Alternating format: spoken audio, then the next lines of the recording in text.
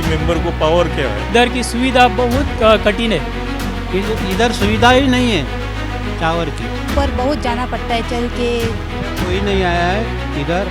तुम पहली बार आए और कोई नहीं इधर आया। गोवा में जिला परिषद यानी कि जेडपी चुनाव का बिगुल बज चुका है और राष्ट्रीय टीवी निकल चुकी है हर उस सीट के सफर के लिए जहां पर हम पहुंचेंगे, लोगों से जानेंगे क्या है उनकी समस्याएं, क्या है उनके मुद्दे जो इस बार इस जेडपी चुनाव में ज़्यादा प्रभावी रहने वाली है। तो इस सफ़र के पार्टनर हमारे जो बनेंगे ट्रैवल पार्टनर वो है गोवा माइल्स, जिनके साथ हम निकलेंगे इस चुनावी सफ़र में और आपको दिखाएंगे ग्राउंड जीरो की हर एक सटीक रिपोर्ट।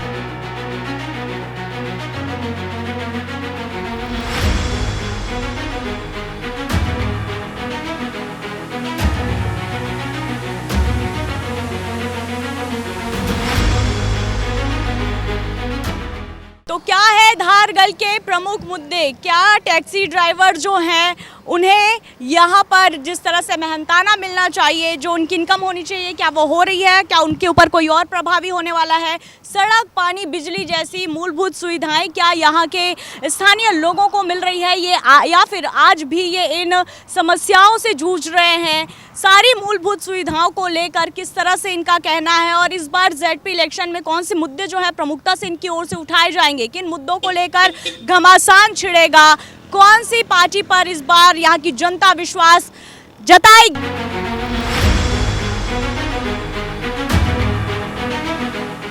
तो हम पहुंच चुके हैं अपने चुनावी यात्रा के पहले पड़ाव धारगल में, जहां हम जानेंगे क्या है यहाँ का चुनावी हाल।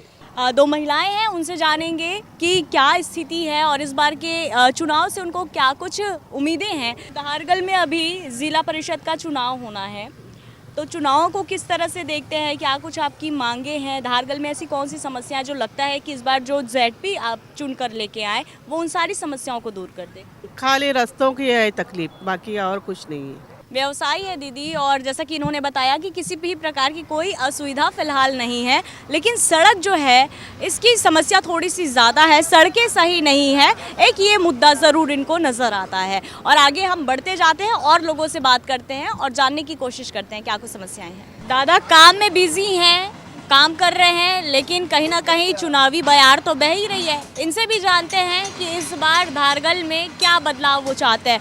दादा, धारगल में चुनाव होने वाला है जिला परिषद का। धारगल में क्या कुछ अच्छा है, क्या कुछ समस्या? अभी धारगल में क्या है, फ्लाईओवर चल रहा है और अभी लोगों के लिए अच्छा फैसिलिटी हो गया है, मतलब रोड के लिए जा रहा था, फ्लाईओवर है, उसको बाईपास रोड है। बाईपास रोड के बारे में तब किसी को कोई प्रॉब्लम नहीं होगा, किसके लिए अच्छा है वो। अभी थोड़ा इधर और कुछ सुधारना होने वाला है अभी तक। तो यानी कि इस बार जो जेडपी बनेगा उनसे ये उम्मीद है? उम्मीद है वो जेडपी बनेगा, वो करेगा। बाकी सड़क दुर्घटना ये सारी चीजें तो यहाँ पर आपको समस्याएं नहीं हो रही? नहीं। तो धारगल में रोड बिल्कुल अच्छा है? जी अच्छा है, तो अभी जेडपी चुनाव होना है, अब आपने तो बताया कि सब अच्छा है, क्या चाहते हैं कि जेडपी चुनाव में जो भी जेडपी बने धारगल को और कुछ अच्छा कर दे? अच्छा कर दे, थोड़ा लोगों की परेशानी है, इधर ट्रैफिक पुलिस नहीं रहते है जगह पे, वो थोड़ा अच्छे सुरक्षा चाहिए हमको। पुलिस नहीं है? हाँ, तो कहीं ना कहीं पुलिस नहीं होने से समस्या होती है। हाँ होती है। आप लोग की मांग क्या है? इधर पुलिस रहना चाहिए जंक्शन में, एक ट्रैफिक पुलिस, वही हमारी मांग है। एक और भाई हमारे साथ खड़े हैं, उनसे जानेंगे क्या नाम है भैया आपका? जी हमारा मोहम्मद निज़ाम नाम है। और पहले तो अभी रोड वगैरह नहीं बना था, अभी तो रोड वगैरह बन गया है। अब ये मेरे दुकान के सामने ब्रिज भी बन रहा है और आगे चल के काफ़ी सहूलियत हो जाएगी। अभी बीच में करीब 2-4 महीना पहले काफ़ी एक्सीडेंट हुआ, काफ़ी लोग मरे हैं और आए दिन एक्सीडेंट होता रहता है, लेकिन अभी ब्रिज बनने से थोड़ा अच्छा हो जाएगा। बाकी रोड वगैरह भी सही है, अच्छा बन रहा है और यहाँ के लोग भी अच्छे हैं, कोई मतलब कोई ऐसा नहीं है कि चोरी चमारी हो, है ना। बाकी जो है सब ठीक ठाक चल रहा है। देखो धारगल का ये शिवम गैरेज है, भैया खड़े हैं, उनसे जानेंगे कि क्या कुछ मूलभूत सुविधाएं यहाँ पर है, क्या कुछ अच्छा हो रहा है, क्या और उम्मीदें उनको है। भैया क्या नाम है आपका? मेरा नाम संजय विष्णु आरुस्कर है। हाँ, मेरा शिवम गैरेज है इधर दोनखाम धारगढ़ बोलता है इधर। जिला परिषद चुनाव होने हैं अभी हाल ही में, जेडपी चुनाव, क्या लगता है आपको, क्या कुछ बदलाव हुई है? क्या जो सुविधाएं हैं, मूलभूत सुविधाएं, सड़क, बिजली, पानी, ये लोगों को मिल रही है या आज भी वो मूलभूत सुविधाओं से कोसों दूर हैं और इस बार जेडपी के इस इलेक्शन में बदलाव चाहते हैं? हाँ, बदलाव तो हम पूरी करने को बोलते हैं। जब जब ये मिनिस्टर एक बाहर के मिनिस्टर आते हैं इधर, मुझे लोकल मिनिस्टर इधर का कोई भी नहीं है, लेकिन बाहर का मिनिस्टर इधर लाके इधर गवर्नमेंट खड़ा करता है और हमारे ऊपर डांटता है कि ये ऐसा हो जाएगा, ऐसा हो जाए, लेकिन इधर की सुविधा बहुत कठिन है।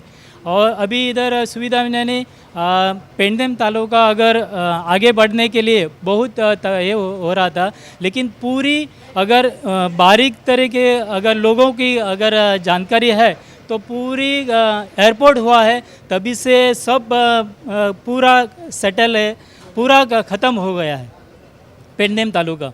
तो धारगल में तो अभी धारगल में जंक्शन उसका जंक्शन रखता है, बहुत इंडस्ट्री आ रहा है और इधर ये हो रहा है, लेकिन रोड का भी अगर देखा तो हर मिनिस्टर आता है रोड के ऊपर बोलता है जाता है, लेकिन पूरी सुविधा नहीं होती है। लोगों को, छोटे लोगों को बहुत तकलीफ होती है, लेकिन बड़े लोगों को तो कुछ प्रॉब्लम नहीं होती है। तो हर मिनिस्टर या कोई भी अगर एमएलए कोई भी आता है तो इस सड़क पे अगर चल के जाता है, अपने गाड़ी से नहीं, दूसरे के गाड़ी से हम जाते हैं, ऐसे अगर जाते हैं तो पूरी तरह उसको मालूम पड़ता है कि क्या तकलीफ है। ऐसा बिल्कुल, यहाँ पर अभी मोपा का इंटरनेशनल एयरपोर्ट भी खुल गया है। इसके अलावा जो यहाँ के लोकल ड्राइवर्स हैं उनको भी इससे समस्या होती ही होगी, क्योंकि रेंट कैब वाला भी समस्या चल ही रहा है। स्थानीय के लोगों के बहुत तकलीफ है। अगर हर आप जैसे अगर कोई भी अगर किसी के घर में जाता है, डायरेक्ट घर में जाता है, तो जब कौन सा भी हाल है और घर में कुछ प्रॉब्लम है, वही सच्ची बात समझ में आएगी। लेकिन क्या होता है, कोई भी आता है और पकड़ के लाता है और इधर कुछ भी समस्या नहीं है, हर बराबर हो रहा है ऐसा बोल रहे हैं। लेकिन अगर डायरेक्ट अगर कोई भी ऐसा डायरेक्ट बोलेगा तो बहुत तकलीफ होती है। अगर हम भी अगर कुछ मिनिस्टर के ऊपर नहीं तो अगर किसी के ऊपर अगर बोलें तो क्या होता है, बाद में फ़ोन आता है कि क्यों ऐसा, क्यों तुम बोला, ऐसा होता है। इसीलिए थोड़े लोग क्या करते हैं, डर के मारे बहुत नीचे है, डर के मारे। नहीं तो अगर इसका डर अगर गया ना तो बहुत कुछ होने वाला था। लेकिन पूरी पेंडेम तालुका इतना ख़त्म हो रहा है, अभी इंडस्ट्री आ रहा तो छोड़ दो, लेकिन हर घर में किसी को, माँ बाप को अगर उसकी बेटी है तो बेटी को संभालने में बहुत तकलीफ है। इतना बहुत बुरा हाल है इधर। कहते हैं किसी जगह के बारे में अगर जानना है तो वहाँ के सीनियर सिटीजन से मिलिए, क्योंकि उनको नस पता होता है। तो धारगल के एक शॉप पे हम पहुँचे हुए हैं, अंकल हमारे साथ बैठे हुए हैं, इनसे जानेंगे कि किस तरह का माहौल, चुनावी माहौल अभी धारगल में चल रहा है। सर, और सबसे पहले अपना नाम बताइए। मेरा नाम महादेव पटेकर है। आप धारगल से ही हैं? इधर के है, लोकल है। जेडपी चुनाव होने हैं और जेडपी चुनाव को लेकर पार्टियां हैं वो अपने तो दावे करेंगे ही, लेकिन वास्तविकता क्या है वो यहाँ के रहवासियों को ज़्यादा अच्छे से पता है। आप यहाँ रहते हैं, क्या कुछ मुख्य कहना चाहिए मूलभूत सुविधाएं यहाँ की ज़रूरतें हैं, क्या दिक्कतें यहाँ के लोगों को? जेडपी को पावर क्या है? जेडपी हम लोग इलेक्शन कर रहे हैं अभी, वो जेडपी मेंबर को पावर क्या है? उसके पास फंड कौन देता है? गवर्नमेंट के पास फंड नहीं है जेडपी को देने के लिए। मतलब एक हिसाब से ये मान लिया जाए, क्योंकि जो फॉर्मेलिटी होती है जेडपी का इलेक्शन, उनके हाथ में पावर क्या है? पंचायत बॉडी होती है उसमें मेंबर के हाथ में पावर नहीं है, पंचायत के हाथ में पावर नहीं है, गवर्नमेंट अपने हाथ में लेके बैठी है। तो जेडपी इलेक्शन करके क्या फ़ायदा? ये मेरा वैयक्तिक ये है। तो कहीं ना कहीं अब ये मान लिया जाए कि जेडपी चुनाव बस एक फॉर्मेलिटी है, मतलब एक चेहरा रख दिया गया है कि तो जेडपी तो एक स्वायत्त ये होता है ना, तो उनको भी पावर होना चाहिए।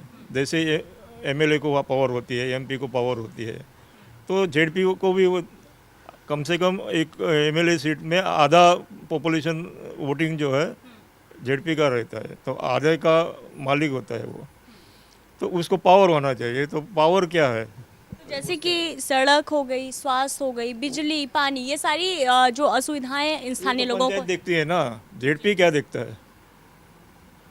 भी तो एक प्रमुख कड़ी होती है जिनके पास आप इन समस्याओं को लेकर जा सकते हैं। कहीं ना कहीं वो वो आपकी अपने पास पावर नहीं है, कोई हमारे पास फंड नहीं है, ऐसा चिल्लाते हैं। जो पहले की जो जेडपी है वो लोग बोलते हैं हमारे पास फंड ही नहीं आता, हम लोग क्या कर सकते हैं।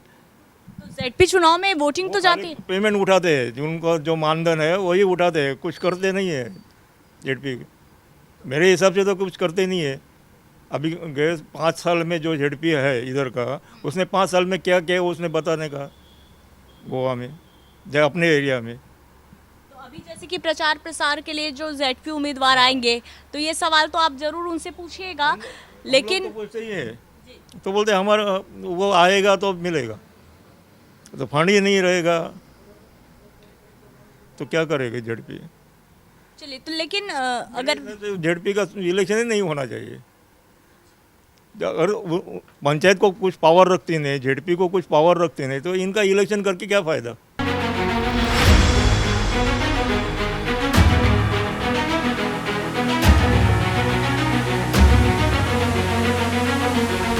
अब हम पहुंच चुके हैं धारगल के बिल्कुल बीचों बीच एक ऐसे गांव में जहां पर नेटवर्क नहीं है। एक घर में हम जा रहे हैं जहां से हम बात करेंगे, जानेंगे कि क्या कुछ असुविधाओं का उनको सामना करना पड़ रहा है, या फिर इस बीहड़ गांव में रहने के बावजूद भी क्या कुछ सरकारी ऐसी सुविधाएं हैं जो उनको मिल रही है। तो चलिए लेकर चलते हैं आपको। तुलसी जी विराजी हुई हैं और बिल्कुल ये गांव, जैसा कि मैंने आपको बताया, तो गांव का टच ज़रूर आपको यहाँ पर देखने को मिलेगा। तो घर के सामने बाकायदा तुलसी माँ विराजी हुई हैं। अब हम घर पे जाएंगे और जानेंगे कि क्या कुछ सुविधाएं और क्या कुछ असुविधाएं जो हैं उनको यहाँ पर फेस करने को मिल रही है। गाँव में हम पहुँचे हैं, बहुत मुश्किल तो नहीं रहा पहुँचने के लिए, लेकिन नेटवर्क यहाँ पर नहीं है। आप इसी गाँव में रहते हैं? हाँ, इसी गांव में है, हमारा घर ही है। तो यहाँ पर इधर भी नहीं आता है। एक कार्ड सिम कार्ड चेंज किया, दूसरा चेंज किया, तीसरा चेंज किया, तो भी नहीं आता है। इधर सुविधा ही नहीं है टावर की। वही हम कह रहे हैं कि हम यहाँ पर जब पहुँचे हैं तो हमें किसी भी तरह से यहाँ पर हम कांटेक्ट नहीं कर पा रहे हैं। तो आप लोग यहीं पर ही रहते हैं, कैसे किसी से संपर्क कर पाते होंगे? एक तो ऊपर जाना पड़ता है, रेंज स्कूल के पास रेंज मिलता है उधर, इधर नहीं मिलता है। नहीं तो हमको किसी को कोई कॉल करने का है तो हम लोग को ऊपर जाता है। तो ये बढ़िया सुविधा है। और इसके अलावा क्या यहाँ पर जब सड़कें हमने देखी, लाइटिंग की व्यवस्था है, स्ट्रीट लाइट वगैरह? लाइटिंग भी रहता है, लेकिन नल आता है ना, वो टाइम टू टाइम आता है। हाँ, वही थोड़ी समस्या है, पूरा दिन नहीं आता है। यानी पानी की समस्या है। हाँ, यहाँ पर पानी की समस्या से जूझ रहा है। टाइम टू टाइम आता है। तो देखिए, अभी जेडपी का इलेक्शन होने वाला है। अभी जो जेडपी है, क्या उन्होंने अपना काम बखूबी किया है? क्योंकि फिर से चुनाव है, फिर से कई दावे, कई वादे उनकी ओर से किए जाएंगे। उनके काम से आप संतुष्ट हैं, या फिर इस जेडपी में मन बनाया है किसी नए जेडपी को चुनाने के लिए? दावे करके रहता है, लेकिन कुछ नहीं, प्रोग्रेस कुछ नहीं। यानी कि प्रोग्रेस नहीं है। आंटी भी बैठी हुई हैं और सबसे ज़्यादा ज़रूरी होती है घर की मुखिया महिलाओं को कहा जाता है। इनसे जानेंगे, भाई गृहिणी है तो गृहिणियों को क्या है, थोड़ी असुविधा और ज़्यादा होती है, वो ज़्यादा अच्छे से बता पाती है। आपका क्या नाम है आंटी? प्राची पालिएगा। तो आप यहीं पे रहती है, और जैसे कि सर ने बताया नेटवर्क की जो है सुविधा बिल्कुल नहीं है, बहुत प्रॉब्लम होती है ना। इसके अलावा जैसे कि आप गृहिणी हैं और बहुत सारी चीज़ों से आप लोगों को दो चार होना पड़ता होगा। पानी की समस्या यहाँ पर, बिजली, सड़क, और क्या कुछ ऐसी समस्याएं हैं जो खास तौर पर यहाँ पर बनी? यह मार्केट नहीं है, हमको पेड़ना में नहीं तो दारगढ़ में जाना पड़ता है। सब्जी लेने के लिए बहुत दूर जानी पड़ती है। इधर नहीं है, तो फिर कैसे जाते हैं आप? बस टाइम पे नहीं आती है। तो यहाँ पर से आने जाने के लिए अगर कहें तो टैक्सी की या बसेस की भी ज़्यादा सुविधाएं नहीं? सुविधा एक ही आती है, बस एक ही बस आती है। और इसके अलावा देखिए, जेडपी इलेक्शन है, यहाँ अभी जो जेडपी होंगे, क्या उन्होंने इन समस्याओं को आपकी सुनने की कोशिश की? आपने समस्या उनके आते सामने? ही नहीं है इधर, आते ही नहीं है। मतलब चुनाव के समय वोट मांगने आते हैं, वादे करते हैं, बाद में चले जाते हैं। तो अभी फिर से इलेक्शन होना है यहाँ पर, तो क्या अपनी मांगों को आप रखेंगे यहाँ पर, परिवर्तन चाहेंगे, क्या कुछ मांग रखेंगे आप? कुछ क्या मांगेंगे, एक तो नेटवर्क का प्रॉब्लम, दूसरा पानी का, और तीसरा सब्जियों का ही दुकान नहीं है, कुछ नहीं इधर। और उसके अलावा क्या स्वास्थ्य सुविधाएं यहाँ पर की अचानक किसी का तबीयत खराब हो गया तो हॉस्पिटल की सुविधा है? इधर नहीं है, इधर पूर्वा में है, नहीं तो ये आयुष हॉस्पिटल अभी लागे हो गया। मतलब दूर जाना पड़ता होगा, कितनी दूरी होगी फिर भी? 2 किलोमीटर।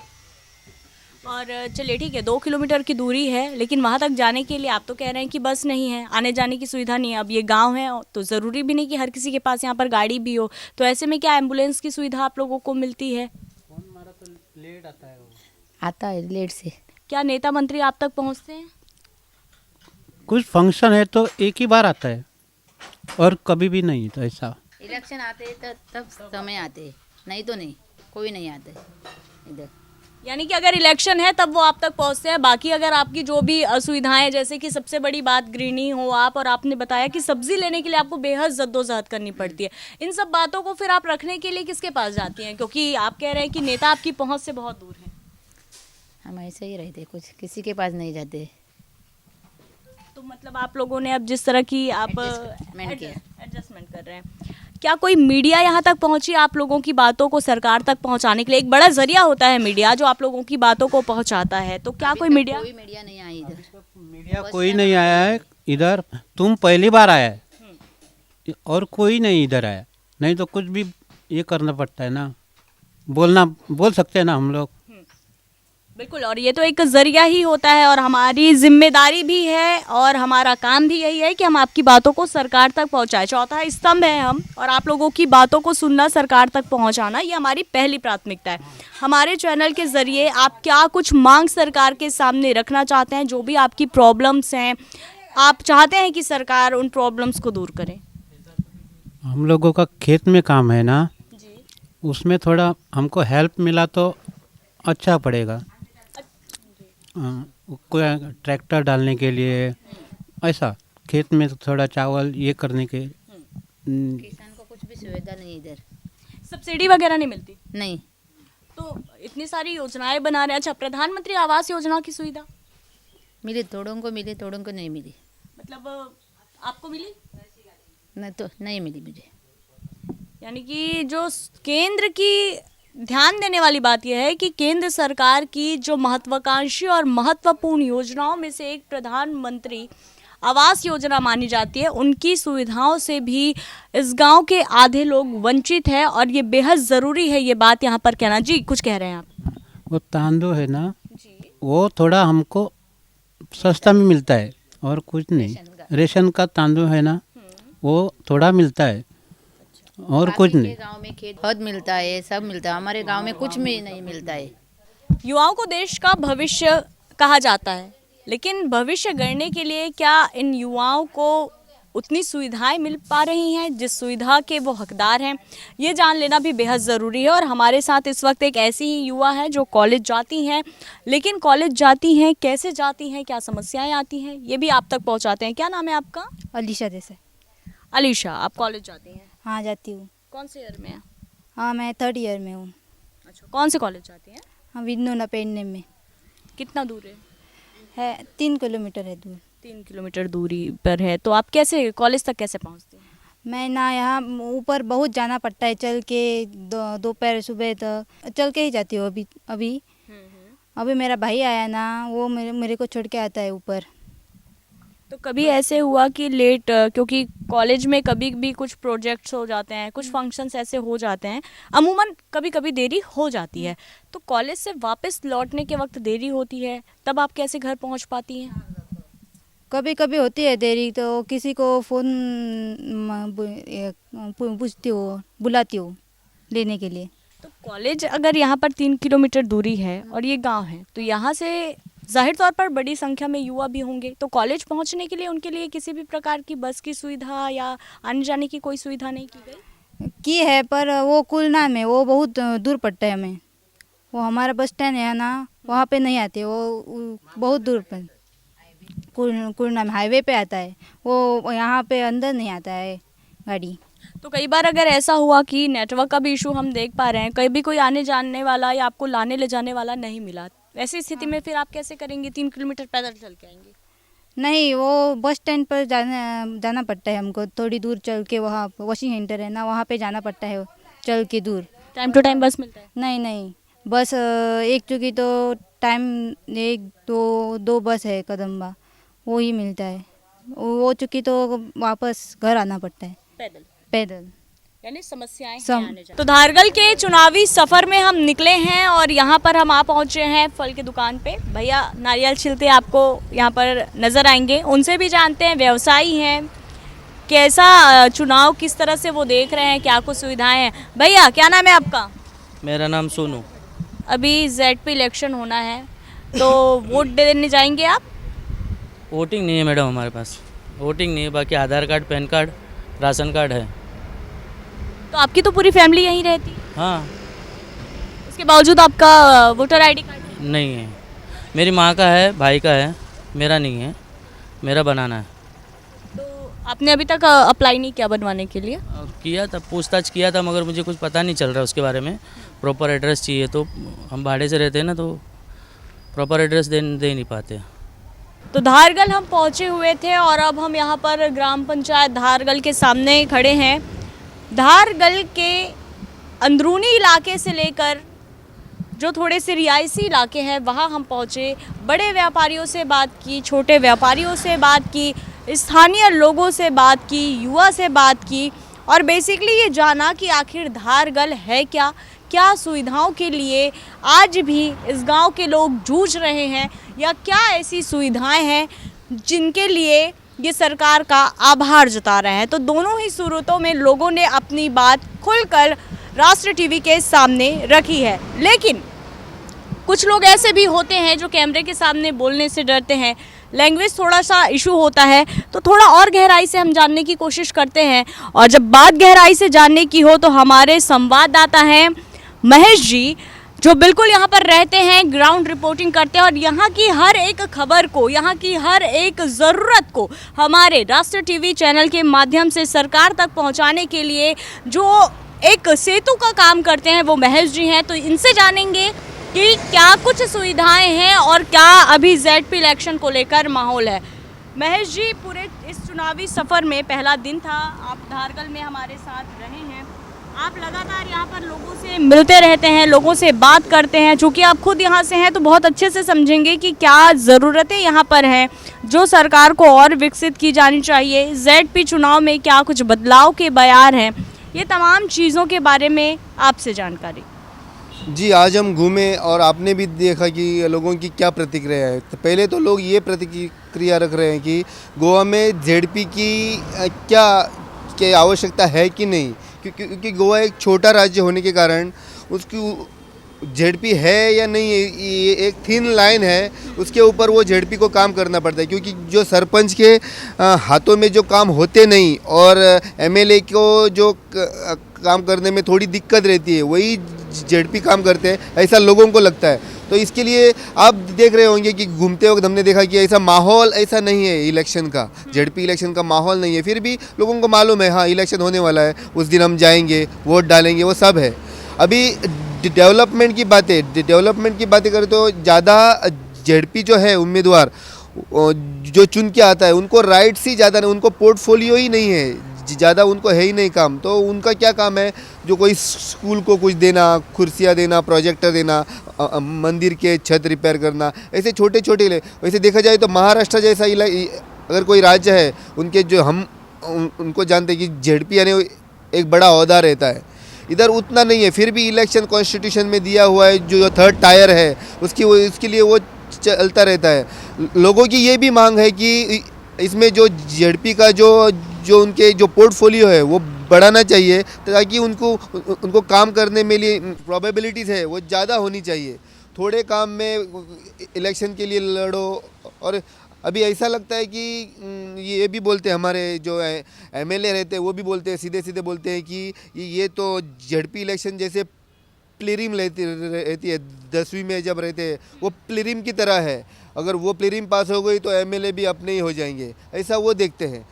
ZP के तौर पे इधर डेवलपमेंट की बातें कोई पूछता ही नहीं, क्योंकि ZP को उतना हक ही नहीं है। सब जानते हैं, अगर किया तो कुछ पंचायत ने, नहीं तो MLA ने। और यानी कि कहीं ना कहीं एक हिसाब से ये देखा जाए कि ZP को थोपा जा रहा है, जब बेसिकली अगर उनके पास कोई राइट्स नहीं है तो कहीं ना कहीं लेकिन प्रचार प्रसार में कोई कमी नहीं होती महज जी, ये भी देगा तो सरकारी पैसों का दुरुपयोग नहीं है फिर जब जेडपी के पास कोई आप अधिकार ही आप उनको नहीं दे रहे हैं, लोगों को यही नहीं पता कि जेडपी होते क्या हैं, लेकिन प्रचार प्रसार में चुनाव में पैसे बराबर फूके जा रहे हैं। हाँ, पैसे बराबर वही हुआ, एमएलए का जितना इलेक्शन होता है उसी के तौर पे होता है सब कुछ, क्योंकि उनकी वो टेस्टिंग होती है एमएलए के लिए।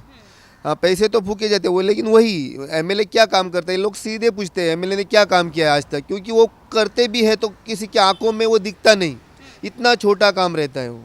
चलिए, तो जैसे कि अब महेश जी हमारे संवाददाता हैं और यहाँ की हर एक अपडेट वो बताते हैं। वाकई एक सबसे बड़ी समस्या यहाँ पर जेडपी इलेक्शन को लेकर ये भी है कि जेडपी इलेक्शन होता क्या है, और अगर जो जेडपी बनकर आते हैं उनका अधिकार क्या है, उनका काम क्या है, ये लोग अभी तक नहीं समझ पाए। तो बेसिकली कहीं ना कहीं यहाँ के लोग मानते हैं कि जेडपी इलेक्शन सिर्फ पैसों का दुरुपयोग है, क्योंकि लोगों को इससे कुछ खास जो है लाभ मिलता नज़र नहीं आ रहा है।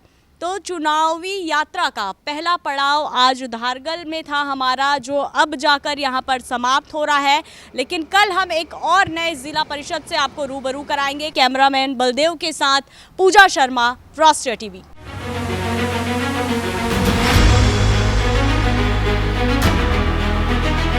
जेडपी मेंबर को पावर क्या है? इधर की सुविधा बहुत कठिन है, इधर सुविधा ही नहीं है टावर की, पर बहुत जाना पड़ता है चल के। कोई नहीं आया है इधर, तुम पहली बार आया और कोई नहीं इधर आया।